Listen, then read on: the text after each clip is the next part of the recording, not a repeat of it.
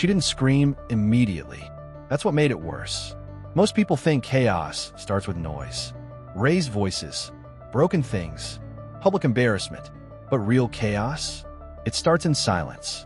The kind of silence that stretches just long enough for everyone in the room to realize something is about to go very, very wrong. And in that moment, everyone was watching her. Her fingers were wrapped tightly around her phone. Not loosely, not casually, tightly. Like whatever was on that screen wasn't just information. It was evidence. Her chest rose slowly. Controlled. Measured. Too measured. That's how I knew. She had been holding this in. Waiting. Building. Preparing. You really thought I wouldn't find out? Her voice was calm.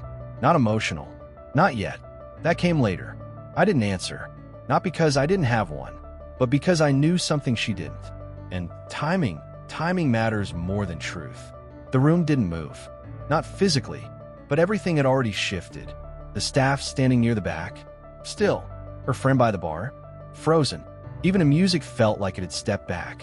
Like the entire space had decided this wasn't background noise anymore. This was the moment. She took a step forward. Slow, deliberate.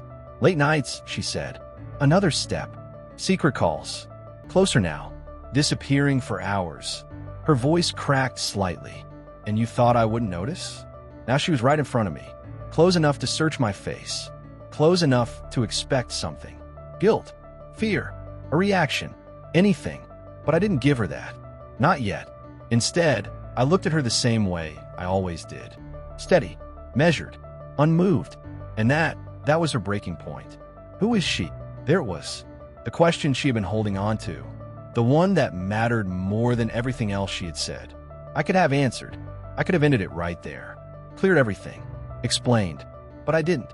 Because this wasn't just about a question. It was about a decision she had already made. And once someone decides something like that, truth doesn't come first. Consequences do. She laughed. But there was nothing funny about it. You know what? She said, shaking her head. I saw you. A pause. Then, with her, murmurs. Soft. Barely there. But enough. Enough to confirm what everyone else in the room was now thinking. I tilted my head slightly, not in confusion, in acknowledgement. Which one? I asked. That's when everything changed. Her expression froze. Just for a second. Just long enough to realize this wasn't going the way she expected. Don't do that, she snapped. Don't play games with me. But I wasn't playing. Because what she didn't understand, what she hadn't taken the time to understand, was that there wasn't just one woman. There were two. And that was where she made her first mistake. It didn't start that night. Not for her. Not even for me. It started months earlier. Quietly. Without drama. Without warning. The kind of beginning you don't recognize as important until it's too late to ignore it. She always believed she understood me. That was part of the problem. From the outside, everything about our life made sense. The house, the structure, the routine, the way things operated. Everything was efficient. We didn't argue often, not because we agreed, but because we didn't need to. Some marriages are built on love. Others, on alignment. Ours was built on control. Not the obvious kind, not the loud kind, the quiet kind, the kind that hides behind decisions that make sense. And she was good at that. Very good. She knew how to host, how to speak, how to present, how to make everything look exactly the way it was supposed to. What she didn't know was how to look deeper. And I knew that from the beginning. That's why I didn't stop her. The day she signed the prenup. She didn't read it. Not properly. Not carefully. She skimmed. Smiled. Signed. 3 minutes. That's all it took. 3 minutes to build a consequence she wouldn't understand until much later. I remember watching her that day. Pen in hand. Confident. Certain. Unquestioning. And I remember thinking not about what she was signing, but about what she wasn't seeing. Because people don't miss things by accident. They miss them because they don't think they need to look. And that was her. She never looked twice. The first time she noticed something, she didn't say anything. That's how it always starts. A look, a pause, a question that doesn't get asked. I came home later than usual. Not dramatically late, just enough to be different. She noticed. Of course she did. But she didn't ask. She just watched. And I let her. Because sometimes the fastest way to reveal someone's nature is to give them space to act on what they think they know. And she thought she knew something. She just didn't know what. The first time she saw us together, it wasn't what she thought. But I understood why she thought it. We were sitting close. Too close. Her head was lowered, my hand resting lightly on hers. She was crying, quietly, and I wasn't speaking, just listening. Because after years of thinking she was gone, after years of believing there was no one left, there she was, alive, broken, and sitting across from me like something that shouldn't have existed anymore. My sister, but to my wife, just another woman. And that was the beginning of everything unraveling. She didn't confront me that day. That's important, because if she had, this would have ended very differently. Instead, she did what people do when they think they're smart enough to figure things out on their own. She started watching. Not openly, not obviously, quietly, carefully. The kind of watching that doesn't ask questions because it thinks it already has the answers. At first, it was small things. A glance when I picked up my phone. A pause when I stepped out to take a call. A shift in her expression when I said I'd be late. Nothing dramatic. Nothing loud. Just awareness. And I noticed it. Of course I did. But I didn't stop it. I didn't correct her. I didn't explain. Because I wasn't ready to. And more importantly, because she wasn't ready to hear it. The second time she saw us, it wasn't planned. At least, not for her. I was parked outside a building she had never paid attention to before. One of those places that blends into the city. Quiet. Forgettable. The kind of place people don't question unless they're already looking for something. She wasn't supposed to be there. But suspicion has a way of changing people's routines. And that day, it changed hers. She saw me through the windshield, sitting in the car, waiting, not checking my phone, not distracted, just waiting. And then she saw her, the same woman, walking toward me, slower this time, more steady, less broken than before, but still fragile. She got into the passenger seat, closed the door, and for a moment, nothing happened. We just sat there, talking, close enough to look like something it wasn't, long enough to feel like something it shouldn't be. And from across the street, that's exactly what it looked like. I knew she was there, not immediately, but eventually. You don't spend years reading people without learning how to feel when you're being watched. It's subtle, a shift, an awareness, a presence that doesn't belong. And when I glanced in the mirror, I saw her, sitting in her car, perfectly still, watching. That's when I understood. She wasn't guessing anymore. She was building a story. And when someone starts building a story like that, they don't stop halfway. They finish it, even if it's wrong. I turned back to my sister. She was talking, explaining something about the night before. Her voice quieter now, less shaken, but still carrying the weight of something she hadn't escaped yet. I can't stay there, she said. Not dramatically, not emotionally, just truth. And I nodded. I know, because I did. Because by that point, I already had a plan. She just didn't know it yet. Neither of them did. That was the difference. One was trying to understand what she thought she saw. The other was trying to survive something she couldn't escape alone. And I was standing somewhere in between, letting one misunderstanding grow, while trying to fix something real. When my sister reached for my hand again, it wasn't intentional. Not like that. It was instinct, fear, relief, something human, something that didn't need to be explained. But from across the street, it looked like confirmation, and I let it. That was the moment everything shifted, because now, this wasn't suspicion anymore. It was belief, and belief is harder to undo than truth. She didn't approach us. She didn't call. She didn't confront me. Instead, she drove away, and that told me everything I needed to know. She wasn't looking for answers. She was looking for proof. And the moment she believed she had it, she stopped asking questions. That night, she was different, subtle, controlled, but different.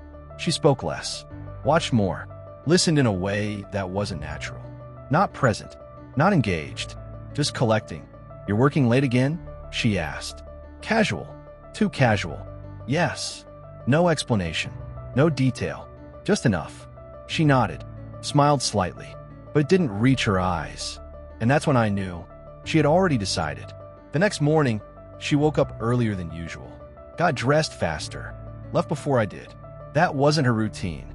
But again, Suspicion changes patterns. I let her go because I already knew where this was heading. What I didn't expect was how far she would take it. By the end of that week, she wasn't just watching anymore. She was investigating. And that's when the second woman appeared. Not emotional, not fragile, not anything like the first. This one was different. Sharp, precise, controlled. The kind of woman who doesn't waste words or time. The kind of woman people don't question because they assume she already has the answers. The first time my wife saw her with me, it wasn't intimate. It wasn't soft. It wasn't anything that could be misunderstood emotionally, which made it worse because now it looked deliberate, organized, planned. We were sitting across from each other, a table between us, documents spread out, her posture straight, mine relaxed, conversation quiet, focused, professional, and somehow that made it more suspicious because now there were two women, one emotional, one controlled, one close, one distant, and to my wife, that didn't look like coincidence. That looked like strategy. She didn't understand what she was seeing, but she knew enough to feel threatened. And that was all it took. Because fear doesn't need clarity. It just needs possibility. By the time she got home that night, she wasn't guessing anymore. She wasn't wondering. She wasn't unsure. She had built the story completely, from beginning to end. And in her version, I wasn't just cheating. I was hiding something bigger, something intentional, something calculated. And for the first time, she was right about one thing. I was, just not in the way she thought. And that was where everything was about to spiral. She didn't confront me immediately. That would have been too simple, too direct, too easy to resolve. Instead, she got creative. And that's when things started getting out of control. At first, it was subtle. She started showing up in places she had never cared about before. Restaurants I mentioned once in passing. Streets I didn't think she paid attention to. Even timing her errands around mine. Not obvious enough to call out, but not invisible either. The kind of presence that feels intentional. And again, I let her, because by then I needed time. Time to fix something that mattered. Time to get my sister out of a situation that wasn't just complicated. It was dangerous, and the last thing I needed was interference. The problem was, interference was exactly what I got. The first real incident happened on a Tuesday. I remember because everything about that day had been planned. Precise, controlled, important. I was meeting my sister at a quiet cafe. One of the few places she felt safe enough to sit without constantly looking over her shoulder. She was already there when I arrived. Nervous, fingers wrapped tightly around a cup she hadn't touched. Eyes scanning the room in short, controlled movements. "You came alone?" I asked. She nodded quickly. Yes, too quickly, like she needed me to believe it. I sat down across from her. Lower my voice. "We're close," I said. "Just a little more, and you're out of this." Her shoulders dropped slightly. Relief. Temporary. Fragile. "Are you sure?" she asked. "I don't do things halfway." And I meant that. Every step had been calculated. Every move intentional. Every risk accounted for. Except one. Because right as she reached across the table, again, instinctively, not deliberately, and I held her hand to steady her, a voice cut through the air. Oh wow. Loud. Sharp. Unmistakable. My wife. Of course. She didn't walk over slowly.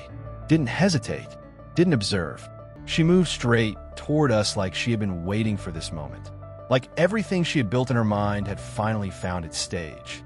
"This is bold," she said, stopping right beside the table. "Even for you." My sister froze. Completely. Her hand slipped slightly in mine. Not because of guilt, because of fear.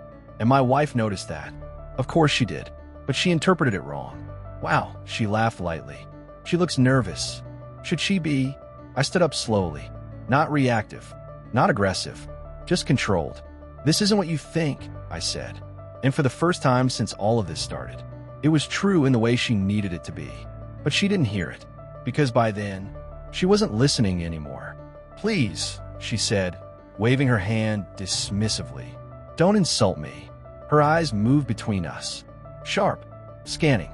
Confirming everything she already believed. "Let me guess," she continued. "This is the emotional one, right? Silence. Not from her. From me. From my sister. Because neither of us knew how to respond to something that wrong. And somehow, that silence made it worse. Wow, she nodded slowly. And here I thought you'd go for someone more composed. She glanced down at my sister's trembling hands. Guess not. That was the moment I stepped in, not to defend myself, but to protect her. That's enough, I said. My voice didn't rise. It didn't need to, but something in it shifted. And for a second, just a second, my wife paused. Not because she understood, but because she noticed. This doesn't concern you, I added. That did it. Her expression changed instantly. Cold, sharp, personal. Does it concern me? She repeated. You're sitting here holding another woman's hand, and it doesn't concern me? My sister tried to pull away, but I didn't let her. Not yet, because I knew if she walked out like this, if she left shaken, exposed, and afraid, it would undo everything we had been building. You need to leave, I said quietly. That was the wrong thing to say. Not logically, emotionally, because now, this wasn't about suspicion anymore. This was about pride, and pride never leaves quietly. Oh, I'm leaving, she said, a small, controlled smile forming on her lips. But not before I understand everything. She leaned slightly closer, lowering her voice just enough to make it feel more personal. Who is she? There was again the same question, but this time, heavier, more dangerous, more demanding. And for a second, just a second, I considered telling her, ending it, clearing everything, right there. But then I looked at my sister, at the fear in her eyes, at the way her entire body had gone still. And I knew this wasn't her moment. This wasn't her truth to expose. Not like this. Not here. Not in front of someone who wasn't looking for understanding. Only confirmation. So I didn't answer. And that sealed it.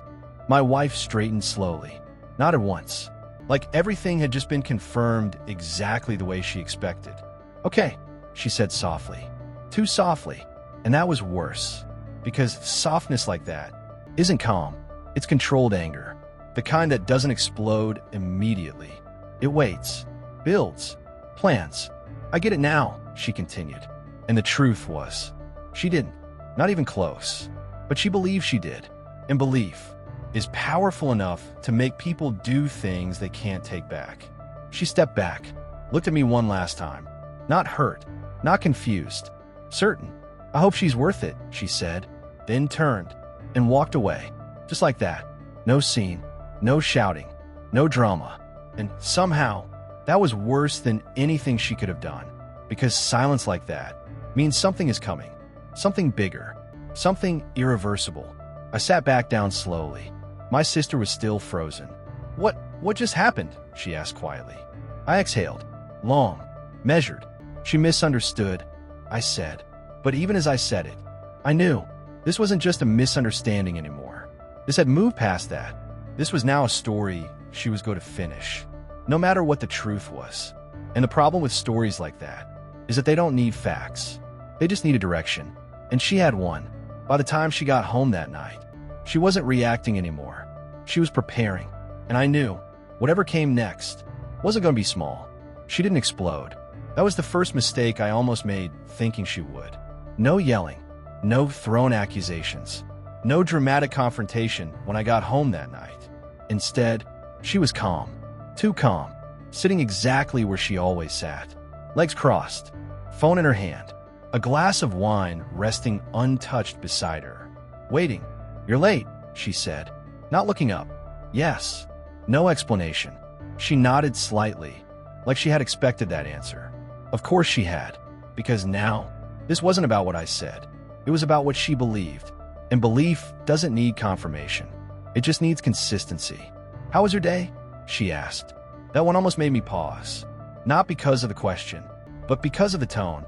Normal. Too normal. Productive, I replied. She smiled, finally looking at me. I'm sure it was. There was something in that smile. Not warmth, not affection, something sharper, like she was enjoying something I wasn't aware of yet. And that's when I knew. She wasn't reacting anymore. She was playing. The next morning, everything changed. Not dramatically, subtly, which made it worse. Because subtle changes are intentional. And intentional things don't happen by accident. She left earlier than usual. Again, but this time, she wasn't hiding it. She wanted me to notice. So I did, and I still let her go. By midday, I got my first sign, a message, not from her, from my assistant. "Sir, your wife is here." I stared at the screen for a second, then smiled, not because it was funny, because it was predictable. She asked for access to your meeting schedule. There it was. Not confrontation, investigation, and she had chosen the worst possible way to do it. Publicly, when I stepped out of my office, she was already there, standing near the reception desk, perfectly dressed, composed, smiling at people like she belonged there.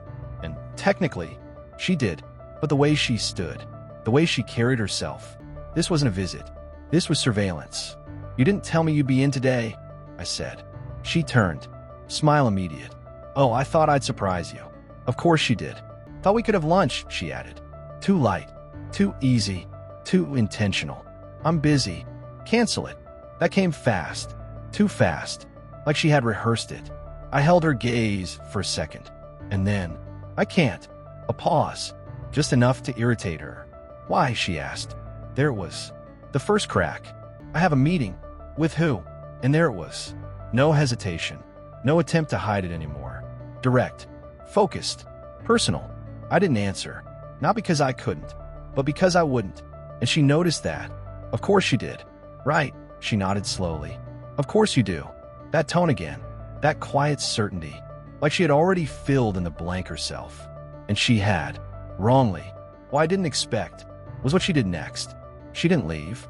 She didn't argue. She didn't push. Instead, she sat down, right there, in my office, crossed her legs, and waited. "You can go to your meeting," she said casually. "I'll just stay here." That was new. And for the first time, I almost reconsidered everything. Because now, she wasn't just investigating. She was inserting herself. And that complicated things. A lot. An hour later, it got worse. Because that's when the second woman walked in. The lawyer. Sharp. Composed. Unshaken. She stepped into the office like she owned every second of her time. Which, in a way, she did. Her eyes moved to my wife immediately. No confusion. No hesitation. Just assessment. "And you are?" she asked. My wife smiled. Polite. Controlled. I could ask you the same thing. Silence. Brief. But heavy. Because now, two very different kinds of women were standing in the same space. One emotional. Reactive. Driven by belief. The other. Precise. Calculated. Driven by facts. And neither of them knew exactly who the other was. "This is my wife," I said. Simple. Direct. The lawyer nodded once, acknowledging. Nothing more. "And you are," my wife repeated, still smiling, still composed. "My attorney," she replied. That should have ended it. It didn't, because my wife laughed. Actually laughed.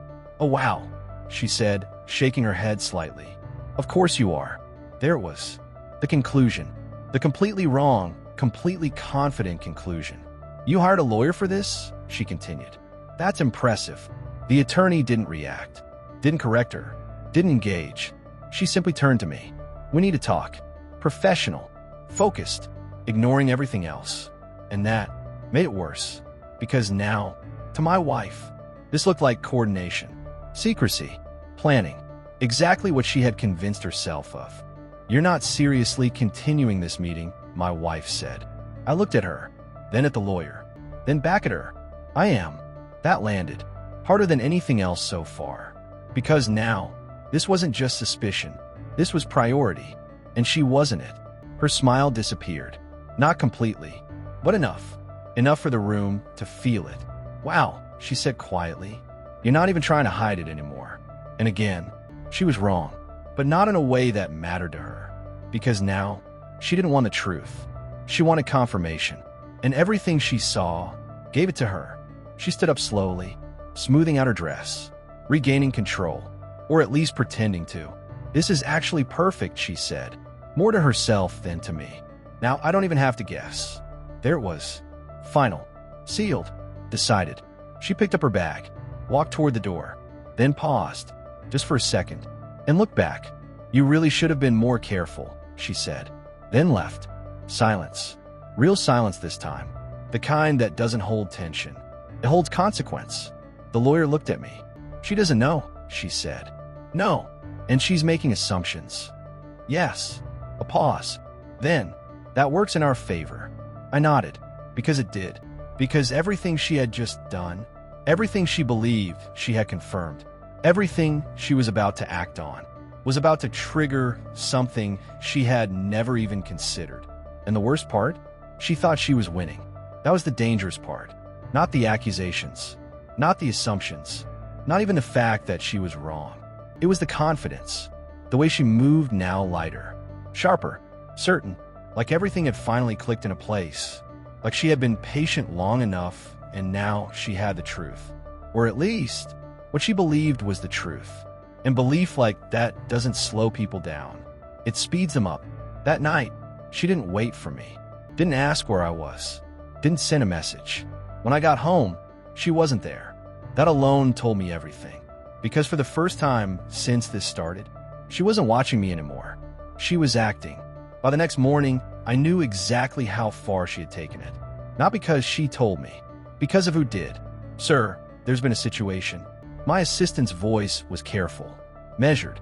The kind of tone people use when they don't know how something will land. What kind of situation? A public one. I paused. Not because I didn't understand, but because I did. Where? She contacted the firm directly. That made me still. She what? She requested a meeting. Claimed it was urgent. Personal. Of course she did. She mentioned your name. Of course she did. And a brief pause. They gave her a slot. I exhaled slowly. Not frustrated. Not surprised. Just confirming what I already knew. She wasn't guessing anymore. She was building a case. And now, she was trying to prove it. The problem was, she didn't understand what she was stepping into. And the people she had just involved weren't part of her story. They were part of mine. By the time I arrived, it had already started. She was inside the conference room, sitting across from the same woman she thought I was hiding. The lawyer, composed, still, unmoved, and my wife, leaning forward slightly, focused, confident. I don't like being lied to, she was saying. Her voice calm, controlled, but sharp underneath. I don't like being made a fool of. The lawyer didn't interrupt, didn't react, just listened, because that's what she does. She lets people speak long enough to reveal everything they don't realize they're saying. And I think we both know what this is, my wife continued.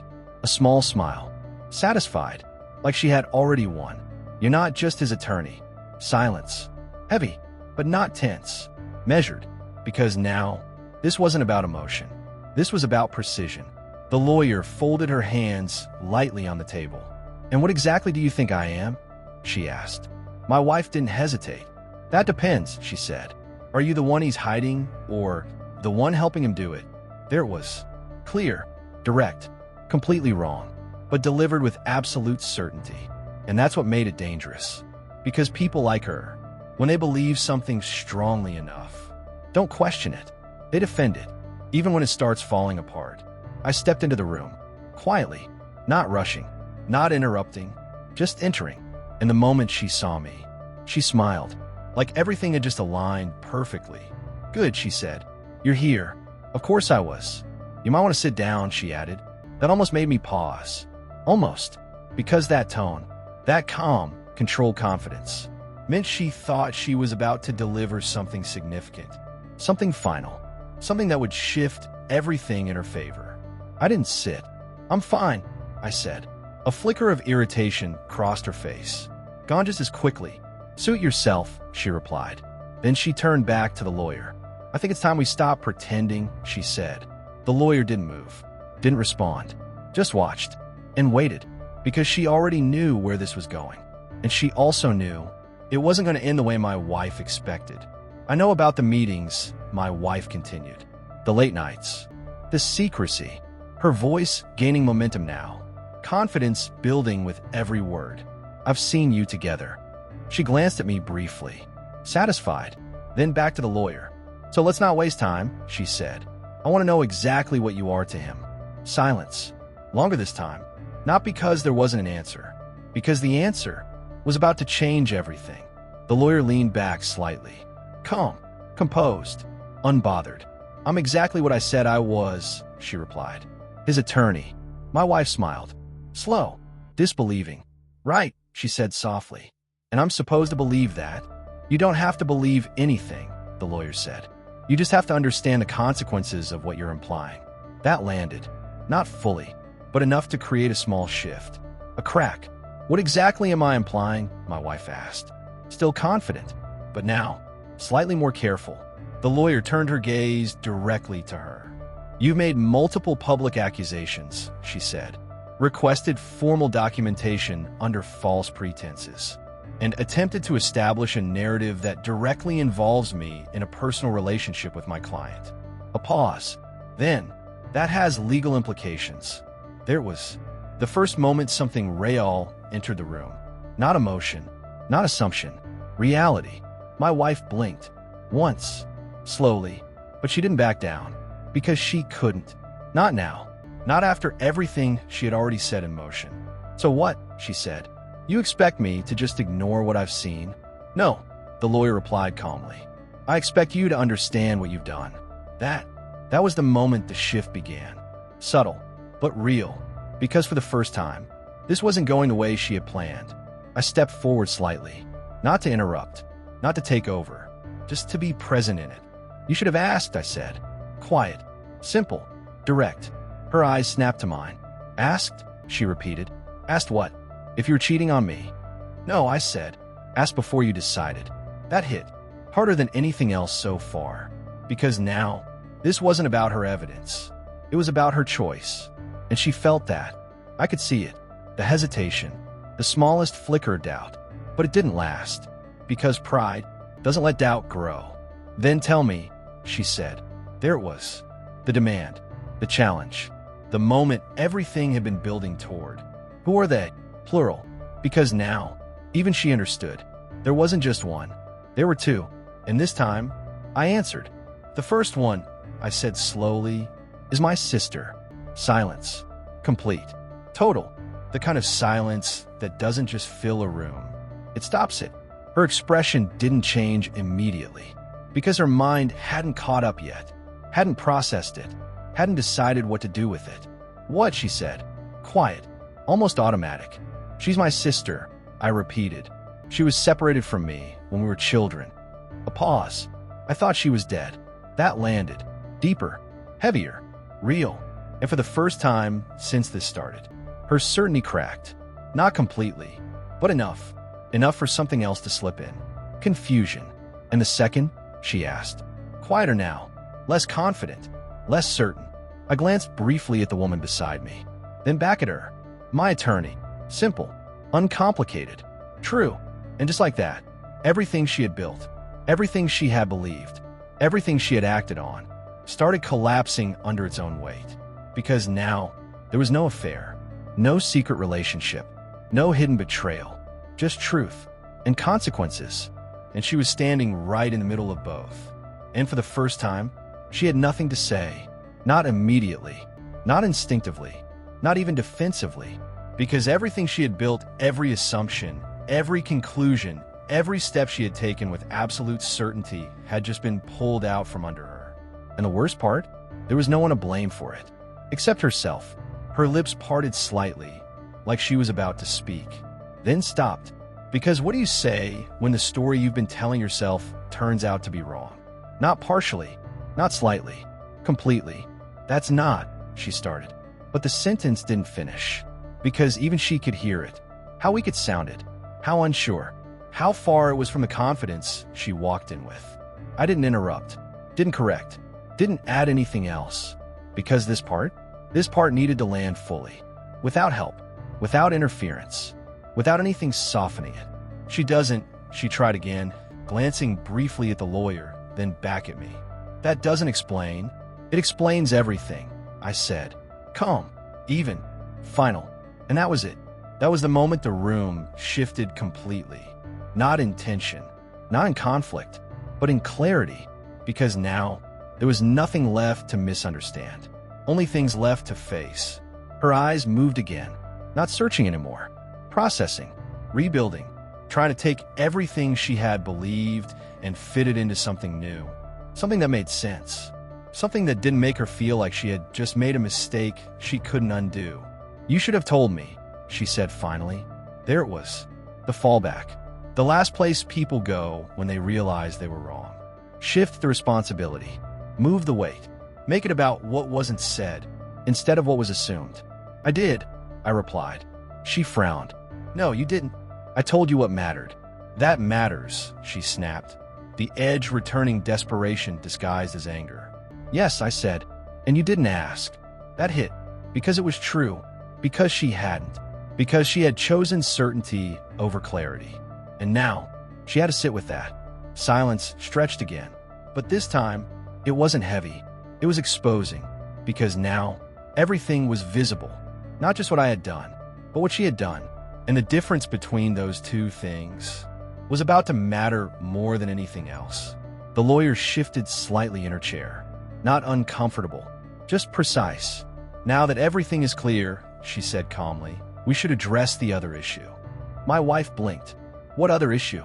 And there it was. The second fall, because she still didn't understand. Not fully. Not yet. The lawyer reached for a folder on the table. Opened it. Turned it slightly so it faced her. "You've made formal accusations," she said. "Not just privately. Publicly." A pause. "Documented." My wife's expression tightened. "That doesn't." "It does," the lawyer cut in smoothly. "Because those accusations involve reputational damage, breach of confidentiality, and direct interference with ongoing legal proceedings." Each word landed more precisely than the last. Not loud, not aggressive, but exact. "You contacted this firm under false pretenses," she continued. "You implied misconduct. You attempted to establish a narrative that does not exist. A beat, and you did so in a way that is now recorded." That's when it hit her. Not all at once, but enough. Enough for the color in her face to shift slightly. Enough for her posture to change. Enough for the confidence to finally break. "You're saying I can't question my own husband?" she said. And there was again. Deflection. Simplification. Trying to reduce something complex into something manageable. The lawyer didn't react. "You can ask anything you want," she said. "But you didn't ask." A pause. "You acted." And that was the line. The one she couldn't step around. The one she couldn't argue her way out of. Because it wasn't opinion. It was fact. My wife looked at me. Really looked this time. Not searching for guilt. Not expecting a reaction. Just looking. And for the first time since this started, she saw something she hadn't seen before. Not distance.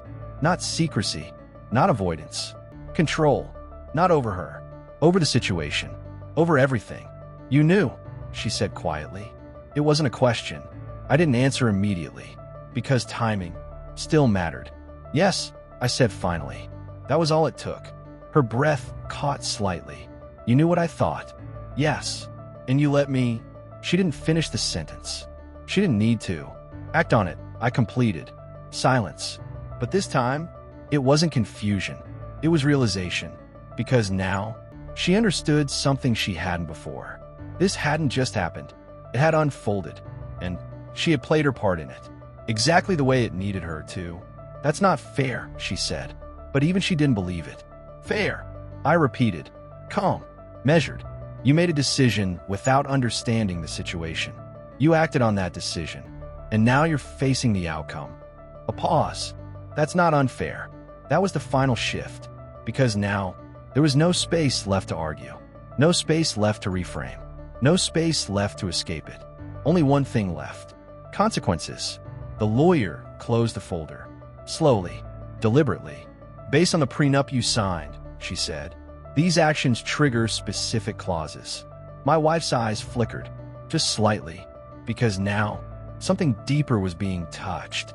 Something she hadn't thought about since the day she signed it. "What clauses?" she asked. And for the first time, there was no confidence left in her voice. Only uncertainty. The lawyer met her gaze. Breach of trust. A pause. Defamation. Another pause. And financial forfeiture. That word, that one, landed the hardest. Because now, this wasn't emotional. This wasn't personal. This was real. "You're saying," she started, her voice quieter now, tighter, I get nothing? Silence. Then, yes. Just like that. No explanation. No apology. No adjustment. Just truth. And finally she understood. Not the situation. Not everything. But enough. Enough to realize. She hadn't just been wrong. She had lost. Completely. And there was nothing left to fix it. Nothing left to undo it. Nothing left to control. And for someone like her, that was the hardest thing of all. Because for the first time, she wasn't the one deciding how this ended. I was. And just like that, the room went quiet in a way that felt permanent. Not the kind of silence that waits for someone to speak. The kind that settles when there's nothing left to argue. Nothing left to fix. Nothing left to reverse. She didn't move at first. Didn't stand. Didn't react the way most people would. No outburst. No denial. No dramatic collapse. Just stillness. Because when something hits that deep, it doesn't always explode. Sometimes it sinks. Slowly. Quietly. Completely. "You're serious," she said finally. Not looking at me. Not looking at the lawyer. Just staring ahead. Yes. No hesitation. No softness. No room for interpretation. A small breath left her lips. Not shaky. Not emotional. Controlled. Still trying to hold on to something. Anything. This isn't what a marriage is supposed to be," she said. There it was. The shift. From logic to emotion. From consequence to justification. "This isn't about what it's supposed to be," I replied. "It's about what it is." She shook her head slightly, almost to herself. "No," she said. "This is punishment." I watched her for a moment. Really watched her. Because now, she was trying to rewrite it. To reshape it into something she could stand inside of. Something that didn't make her the one responsible. "This is consequence," I said. Quiet. Steady. Unmoved. "You made a decision. You acted on it. And now you're facing what comes with that." Her eyes lifted slowly to meet mine. And this time, there was no certainty in them. No control. Just something raw. Something real. "You let me do it," she said. A final attempt. Not to deny what happened, but to shift where it started. I held her gaze. "You didn't need my permission." That landed deeper than anything else. Because it stripped everything down to one thing. Choice. Her choice. And now, there was nowhere left to hide from it. Silence stretched again. Longer this time. Heavier. But not tense. Final. Because something had ended. Not just the argument. Not just the misunderstanding. Something bigger. Something that had been built long before this moment. And was now completely undone. She stood up slowly. Carefully. Like even a movement required thought. Precision. Control. Because she wasn't ready to fall apart. Not here. Not in front of me. Not in front of anyone. She picked up her bag. Adjusted it slightly on her shoulder. A small, automatic movement. Like she was trying to hold on to something familiar. Then she looked at me again. Longer this time. Not searching. Not questioning. Just seeing.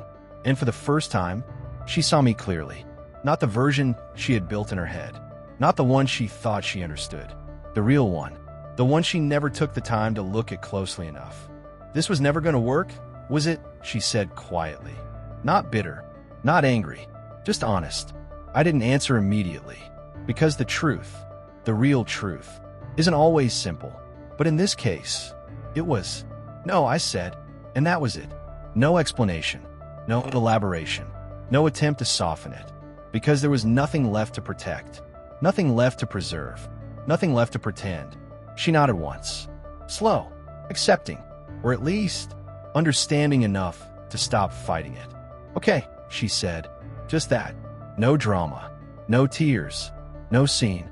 And somehow, that made it heavier than anything else she could have done. Because now, this wasn't conflict. This was closure. She turned. Walked toward the door. Each step steady. Measured. Controlled. Just like everything else about her. And just before she reached it, she paused. Not turning back. Not looking at me. Just stopping. For a second. Maybe two. Then, "I hope she's okay," she said. Quiet. Almost distant. Referring to my sister. And that was the only thing she got right from the beginning. "She will be," I replied. And I meant that. Because unlike everything else in this situation, that part had always been clear. That part had always been the priority. She nodded slightly. then opened the door and left. No hesitation this time. No looking back. Just gone. The door closed softly behind her. And just like that, it was over. Not dramatically, not loudly, but completely. The lawyer remained seated, calm, unchanged, like none of this had disrupted her in the slightest. Clean, she said. A single word. Accurate. Efficient. Final. I didn't respond, because there was nothing left to say about that. Instead, my thoughts shifted, not to what had just ended, but to what still needed to be finished. Because this was never just about her. It was about something else. Something that had started long before any of this. Something that had actually mattered. I turned slightly, looking out toward the city through the glass. Everything below, still moving, still functioning, unchanged, because that's the thing about moments like this. They feel like everything, but the world doesn't stop for them. It just continues. You should go to her, the lawyer said. I nodded, because she was right, because now there was only one thing left that mattered, and it wasn't here. It wasn't this office. It wasn't the past. It was her, my sister, and the life she was finally about to step into. Free, for the first time in years. I walked toward the door, not rushing, not hesitating, just moving, because now there was nothing left holding me here, nothing left unfinished, nothing left unresolved, except one thing. And this time, I wasn't walking away from it.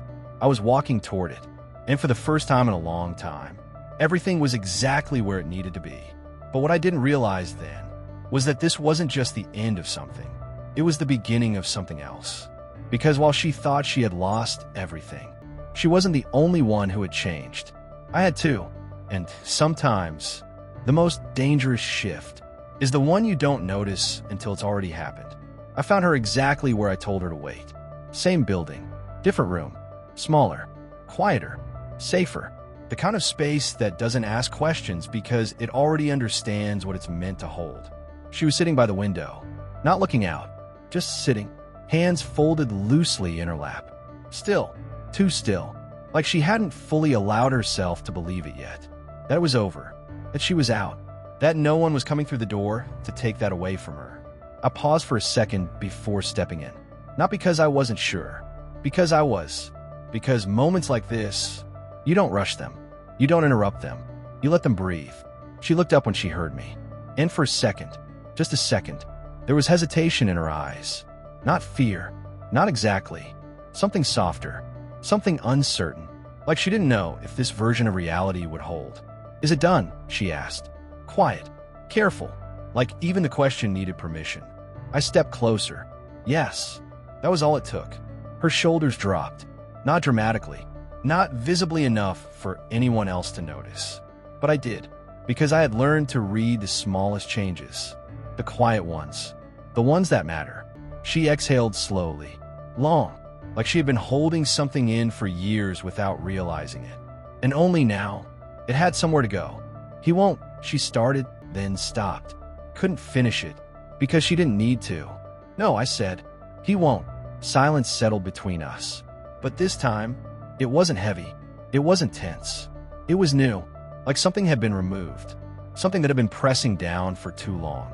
And now, there was space where it used to be. She nodded slightly. Still processing. Still adjusting. Because freedom doesn't feel real immediately.